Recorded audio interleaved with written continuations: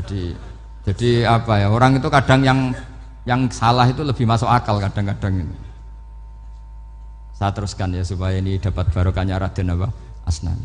Saya mohon sekali ya, kalimatul haqqin itu harus kamu jaga. Caranya jaga ya tadi. Kalau kamu tidak bisa ilmu mantek, misalnya al-alam mutaghayyir wa kullu mutaghayyir hadis la budda min muhdits, itu kenjelimetan. Pakai saja teori umum bahwa gambar apapun jelimetnya itu dimulai dari satu titik. Karena nggak bisa, nggak dimulai dari satu titik, nggak bisa. Maka alam apapun jumlahnya nggak terhingga tetap dimulai dari al-wahidul qahar, yaitu satu titik. Yaitu dalam konteks tauhid tentu itu Allah Subhanahu wa ta'ala. Sehingga Nabi Ibrahim itu orang paling sukses bikin waja'alaha kalimatam baqiyatan fi aqibi. Terus Nabi Muhammad begitu, sahabat begitu, sampai kita sekarang diajari ilmu mantek. Ilmu mantek itu logika yang nggak terbantahkan. Karena mau tidak mau. Kata Imam Syafi'i, fa innal uqula muttarratun ila qabulil haq, karena akal akan dipaksa menerima kebenaran. Dan itu yang terjadi di Uni Soviet. Dikooptasi 100 tahun untuk berfaham ateis, dilawan oleh ilmu, tetap menanamkan ilmu tauhid, ilmu mantek. Ketika Uni Soviet secara politik runtuh, semuanya menjadi muslim, termasuk negara-negara yang dulu dikooptasi. Maka kamu tidak usah kecil hati di Indonesia, apapun rusaknya negara ini, asal kita cara bertauhid benar, insya Allah tetap meninggal husnul khotimah. Karena sudah janjinya Allah, yusabbitu walladzina amanu bil qaulits tsabit. Sing jelas itu nomor satu itu al qaulits tsabit. Memang itu logika yang masuk akal. Jadi jangan kira semua orang ditanya mar rabbuka, ndak. Banyak ulama yang enggak ditanya. Masyhur itu dalam cerita keramat-keramat. Ada guru tauhid ngajarin tauhid. Setelah ditanya mungkar nakir, Imam Malik datang. Kamu nanya ini, man rabbuka man nabiyuka, kamu tahu ini guru Umul Barohin yang tukang ngaji tauhid. Guru tauhid kok ditanya apa? Tauhid. Malaikatnya enggak jadi tanya. Dan saya percaya cerita-cerita seperti itu karena secara umum itu ala inna auliya Allahi la khaufun alaihim walahum yahzanun lahumul busyra fil hayatid dunya wa fil akhirah. Artinya kalau wali itu kok ditanya mungkar nakir berarti ngalami ketakutan. Karena di situ kan digambarkan mungkar nakir itu sewangar, bawa godam. Kalau yang tanya nggak bisa dipukul sampai ajur sak walang-walang. Pokoknya ceritanya kan seru seperti itu. Berarti kalau betul begitu terus ayat la khaufun alaihim walahum yahzanun kayak apa?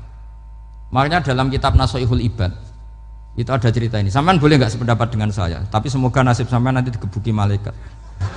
Karena orang itu akan mengalami seperti yang dirasakan. Anak indadzoni abdibi. Saya tidak bayangkan akan mengalami itu. Makanya saya ini ngajar tauhid terus. Paling tidak kalau ditanya marabbuka manabuka, sampean tahu profesi saya. Saya ini pengajar tauhid. Dan biji saya 9. Dulu saya di MGS, kalau ada teman bijinya tauhid kok 4, terus ke ahli swarga, tauhidnya jeblok. Dari kalau bijinya 4 terus ke ahli swarga, tauhidnya apa? Jeblok. Tapi yang bijinya 9, ahli swarga, tauhidnya itu saya dulu bijinya 9. Terus 9 terus sampai tamat. Karena nggak ada biji 10.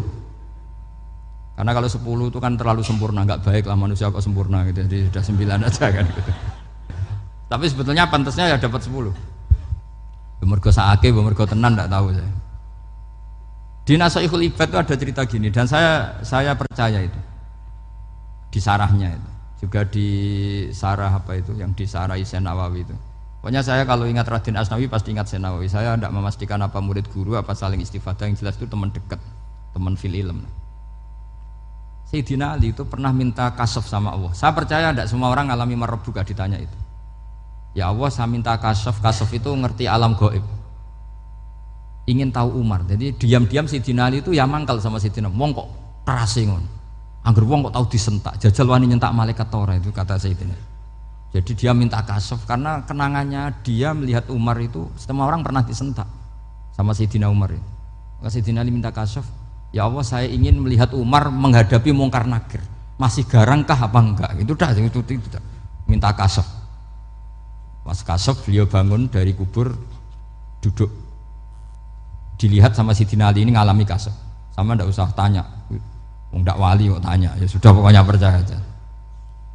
Akhirnya malaikat mungkar nakir datang. Itu di situ digambarkan matanya itu kal kidril mughalla, kayak apa itu panci yang dibakar. Wah, wow, seru. Seneng Sayyidina Ali. baru ini kamu akan takut gitu. Tapi ternyata enggak, Umar bangkit disewentak orang tua itu. Kamu tahu menghadapi siapa? Yang sopan gitu. Oh, sontak. Kaget malaikatnya itu karena enggak pernah ngalami disentak, mungkin itu pertama gitu. Kaget. Memangnya kamu siapa? Saya ini teman kekasih Tuhanmu. Saya yang diandalkan temannya sebenarnya bukan dia. Ana sohibu habibillah. Saya ini temannya kekasihnya Allah. Jadi dia ngandalkan temannya sebetulnya bukan ngandalkan dirinya. Oh kamu temannya Nabi Muhammad? Iya saya Umar temannya Nabi Muhammad. Kamu harus hormat sama temannya kekasih Allah. Wah terus mulai itu. Akhirnya matur Allah. Ya Allah, apakah prosedur seperti ini bisa dinego? Terus sama Allah. Oh iya katanya. Kamu kalau menghadapi kekasih saya jangan seperti itu katanya. Semenjak itu beliau sopan santun, dua mungkar nakir katanya. Jadi ini berita gembira. Jadi sebetulnya itu enggak. Tapi kita ini kan enggak punya nyali nyentak mungkar nakir. Semoga dengan gelar kita doktor tafsir, doktor tauhid gitu. Atau paling enggak guru kutsiyah tauhid gitu. Atau siswa terbaik dalam materi tauhid. Itu harus kamu bawa status. Jadi sehingga nanti ini saya ranking 1 tauhid, masa masih ditanya marbuka waman nabiuka. Dan itu menurut saya sah. Sama nggak usah protes takbirin tiga, susah usah takbiran. Pokoknya takbirnya adalah wali-wali itu la khaufun alaihim walahum ya, mereka tidak akan mengalami ketakutan baik kehidupan dunia maupun kehidupan akhirat. Bahkan para malaikat itu mengatakan ke wali-wali nahnu awliyaukum fil hayatid dunya wa fil akhirah. Kita ini teman kamu, saudara kamu, mitra kamu. Masa mitra kok nutui itu kan nggak fair. Dan menurut saya paling efektif itu apa? Kamu harus punya rumus tauhid kayak Imam Amudi menemukan Tuhan. Imam Amudi itu menemukan Allah itu lewat ilmu matematika. Dan itu Allah saking senengnya disuruh ngajari para malaikat. Wa ya malaikati isma'u. Kamu harus mendengar, ini orang alim saya yang ahli matematika. Tapi justru itu ngerti bahwa asal usul alam itu minal wahidil qahar. Dari zat yang satu. Akhirnya Imam Amudi mulai ngajar tuh. Nisbatus naini wassalah sawal arba'ah ila mana nihayatalaha iku kabeh iku far'ul wahid.